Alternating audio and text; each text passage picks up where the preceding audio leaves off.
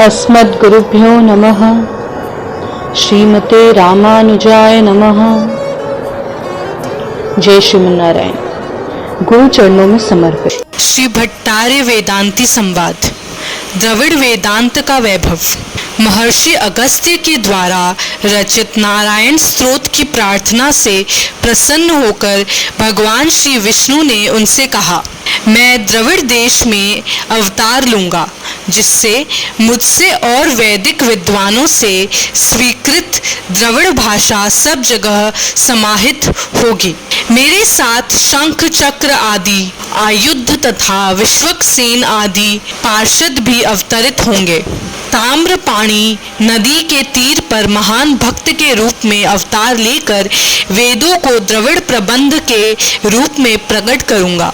मेरे साथ मेरे अंशभूत 10 आलवार अवतार लेंगे, जो समस्त श्रुतियों का अर्थ द्रविड़ भाषा में संग्रह कर 4000 दिव्य प्रबंधकों के रूप में द्रविड़ वेदों को प्रकट करेंगे। इन 4000 दिव्य प्रबंधों में जिस किसी भी व्यक्ति की श्रद्धा होगी, वह भक्तिमान होकर निसंदेह मुक्त हो जाएगा। श्री सटकोप स्वामी जी की जो संग्रह गीति है, उसे जो धारण करके उसके तत्वों को जान लेगा, उस द्रविड़ वेदज्ञ मनुष्य के दर्शन मात्र से महान पापी भी मुक्ति का अधिकारी बन जाएगा। सहस्त्र गीति पढ़ने से मैं अति प्रसन्न होता हूँ। कलयुग में सहस्त्र गीति बहुत प्रसिद्ध होगी। मैं प्रसन्नता पूर्वक द्रविड़ देशों में सर्वत्र चराचर रूप से निवास करूंगा और द्रविड़ भाषा सभी भाषाओं में अधिक महत्वशील होगी। चारों वेदों का ज्ञाता, सकल शास्त्रार्थ विशारद, द्वय मंत्रार्थ रथ, मूल मंत्र ज्ञाता, निर्भिमानी तथा चरमोपाय का ज्ञाता विद्वान हो, परंतु जब तक वह दिव्य प्रबंधों के ज्ञान से ही हीन होगा, तब तक वह भगवत भक्त नहीं कहलाएगा और श्री वैष्णवता से हीन होगा।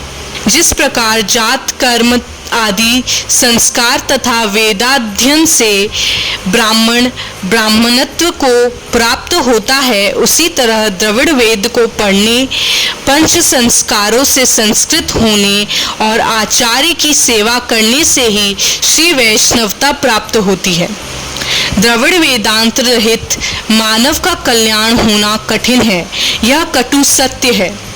मेरे अनुग्रह से गंगा से भी अधिक महत्वशाली कावेरी नदी होगी तथा द्रविड़ भाषा समृद्ध बनेगी। वैकुंठ में निवास करने वाले सभी नित्य पार्षद गण द्रविड़ देशों में अवतरित होंगे और द्रविड़ भाषा के माध्यम से सुगम शरणागति का कलयुग में सदुपदेश देते हुए मानव कल्याण करेंगे।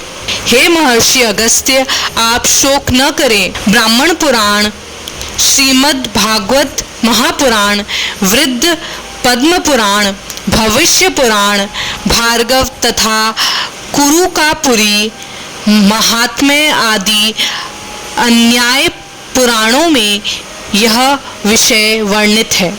इतना कहकर भगवान अंतर्ध्यान हो गए। तब से श्री अगस्त्य मुनि वहीं दक्षिण दिशा में निवास करने लगे। इस प्रकार प्रपन्नामृत का 74वां अध्याय भाग 1 समाप्त हुआ।